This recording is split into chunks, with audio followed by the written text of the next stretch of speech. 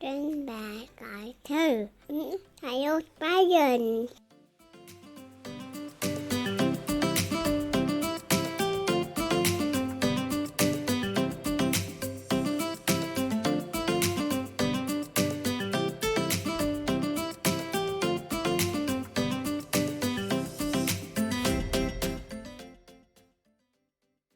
So what are infantile spasms? An infant is another word for a baby, and a spasm is a jerky movement. So an infantile spasm is a baby making a jerky movement.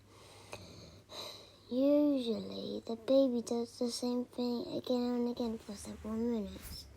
Well, that doesn't sound so bad. On the outside, spasms don't look too serious, but we worry about them because what's happening inside the body, especially in the brain. How much do you know about your amazing brain? Did you know that inside of your head, your amazing brain controls everything you think, feel, do, and remember?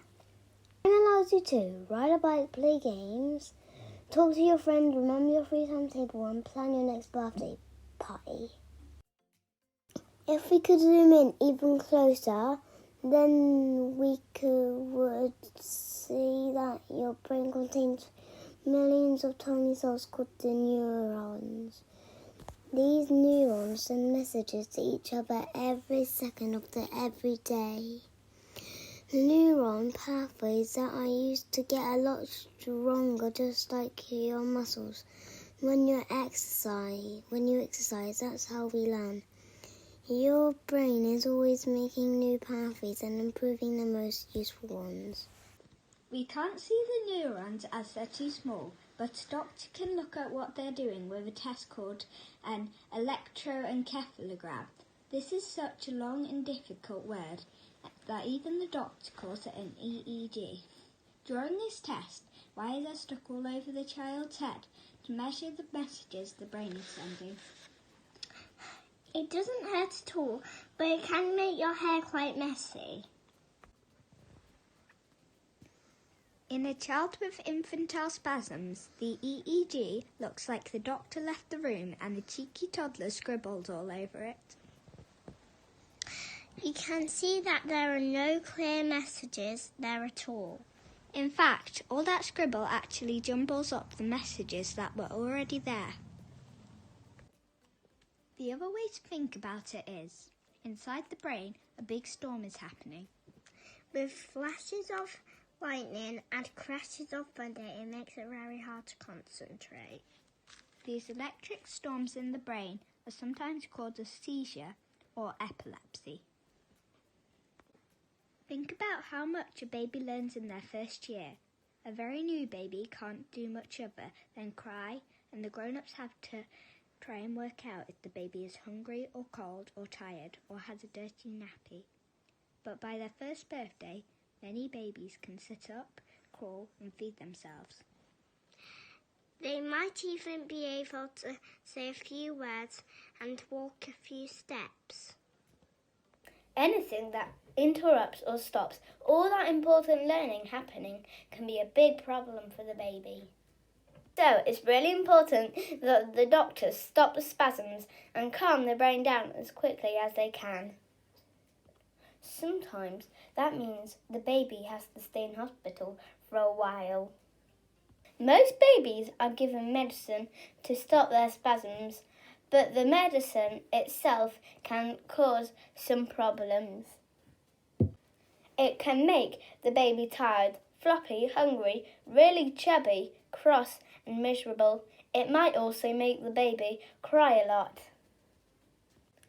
It's not much fun caring for a very unhappy baby, but it's important to remember it's not the baby's fault. Looking after a baby that is unwell is hard on everyone in the family. The grown-ups may be tired and unhappy too.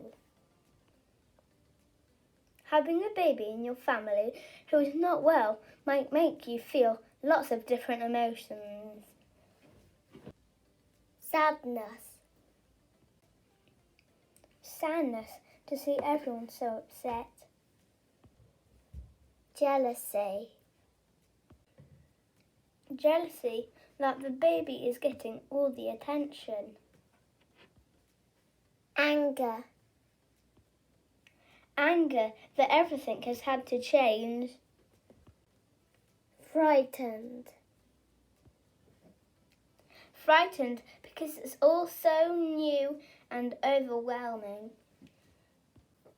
These feelings might make you do or say the things you wouldn't normally. It can be helpful to talk to a grown-up about your feelings. Remember, your grown-ups love all their children, but sometimes the one that is poorly needs them more. Although you might be feeling unsure about how you can help your baby, will still enjoy bubbles, music, peekaboo, going out in the pram, bath time, and having you around. For some children, the medicine doesn't work. The doctor might recommend a special high-fat ketogenic diet. Sometimes a child may have to have an operation to move part of their brain.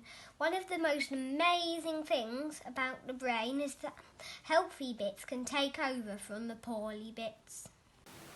Sometimes nothing stops the spasms completely. Then a team of doctors and nurses work together to reduce them as much as possible. Most children who have infantile spasms will need some extra help. The scrambled messages in their brain need slowly unscrambling, just like untying lots of knots. They can then start to slowly relearn all those skills and some new things too.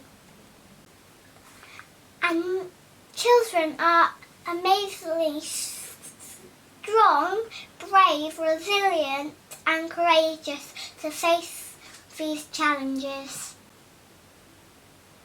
Luckily, there are lots of people who can help. Physiotherapists, teachers, speech therapists, portage workers, and not forgetting family and friends who are the most important teachers of all. I really hope that you found this book helpful. I'd like to invite you and your friends and family to join our community around the world, raising awareness and supporting families affected by infantile